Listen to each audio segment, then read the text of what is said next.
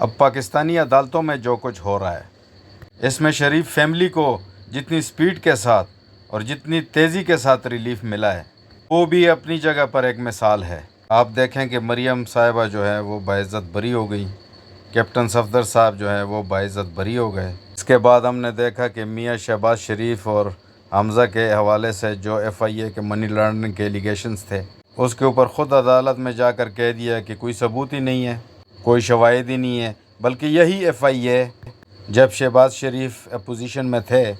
تو یہ کہتی تھی کہ ثبوت تو بہت زیادہ ہیں، لیکن اب جب وہ پرائم منسٹر بنے اور ایف آئی اے رانا ثناء اللہ کے انڈر آ گئی تو اسی ایف آئی اے نے بولا کہ شہباز شریف اور اس کے بیٹے کے خلاف کوئی ثبوت نہیں ہے، لہٰذا شہباز شریف اور ان کے بیٹے کے وکیل نے فوری طور پر عدالت میں ان کی بریت کی درخواست دے دی۔ اب جب انویسٹیگیٹنگ ایجنسی خود ہی کہہ دے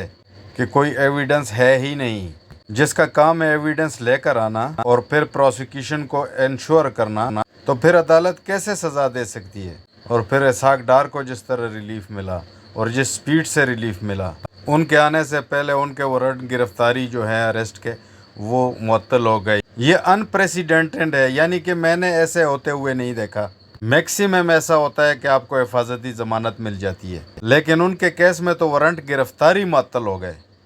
نمبر 1۔ نمبر 2، ان کو استثناء مل گیا عدالت سے کہ آپ نہ آئیں، آپ کا کیس چلتا رہے گا۔ یہ ہو جاتا ہوتا ہے، یہ ریلیف مل جاتا ہوتا ہے۔ اس کے بعد ان کے اثاثے بحال ہوئے، پھر اس کے بعد ہم نے دیکھا کہ سلیمان شہباز بھی واپس آ چکے ہیں، ان کے واپسی کے مناظر بھی آپ دیکھ چکے ہیں، ان کے خلاف جو کیسز تھے ان کے حوالے سے بھی اب ریلیف ملتا ہوا دیکھیں گے۔ اور اب بات ہو رہی ہے میاں نواز شریف کی واپسی کی بھی،